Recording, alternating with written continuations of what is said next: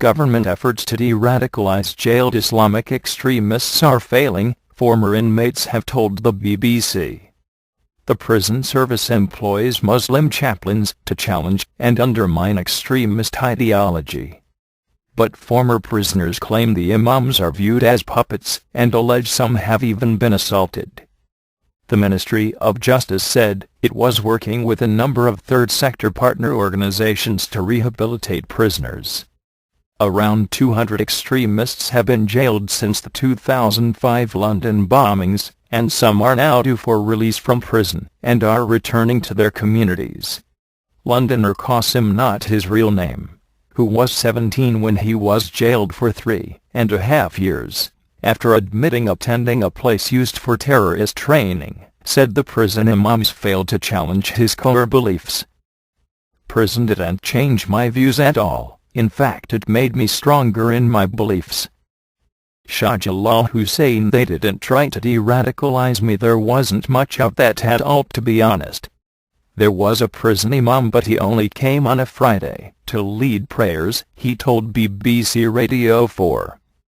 Other former prisoners claimed that the 200-strong prison imam service is not equipped to address the core ideology which led to their crimes.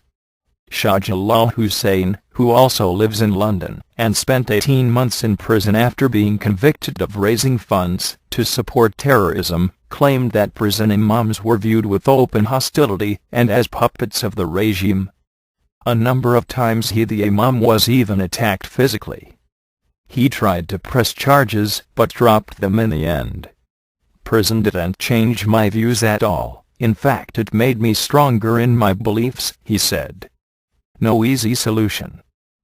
The government said Muslim extremists presented a complex profile, and there were no off-the-shelf interventions which could be used to deal with them. Instead, offenders are managed based on individual risk assessments and sentence plans. Harry Fletcher of the National Association of Probation Officers and APO said once prisoners were back in the community, traditional risk assessment tools and strategies were proving ineffective.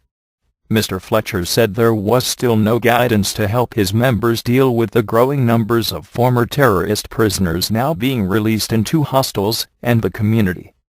The authorities have had many years to look at this issue. It is worrying that it wasn't until autumn 2009 that something was put out, and it was so weak that it was withdrawn, and nothing has replaced it since, he told the BBC. Ex-inmates say prison had no effect on their beliefs. Dr. Peter Newman, from the Center for Radicalization at King's College, who has recently researched de-radicalization efforts in 15 different countries, said a much larger prison imam service is a step in the right direction, but added that ex-inmates needed more support outside prison. "There is no point in de-radicalizing people in prison then releasing them, as they will go back to the people they used to hang out with and fall into the trap again," he said. "It's very important to have a post-release network in place to allow them to escape jihadist activities." Challenging ideology. The probation service is now starting to refer some released prisoners to Muslim-led community-based organizations. Using a variety of approaches, these projects aim to challenge the offender's ideology and offer a more mainstream understanding of Islam. Qasim, who claimed he was successfully de-radicalized with the help of the Stockwell Green Muslim Center, which runs a tailored 18-month program called Preventative and Lasting Measures, said having the chance to discuss his beliefs through the program was vital.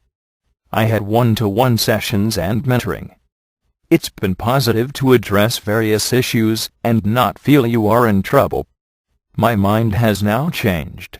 I've realized I was doing more harm than good." A conservative spokesperson said the Islamist threat posed unique challenges and the UK must investigate international best practice.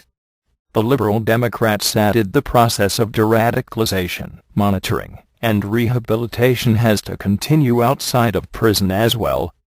But according to Mr. Fletcher, the need for a comprehensive, formal strategy was becoming increasingly urgent, as growing numbers of terror offenders were being scheduled for release.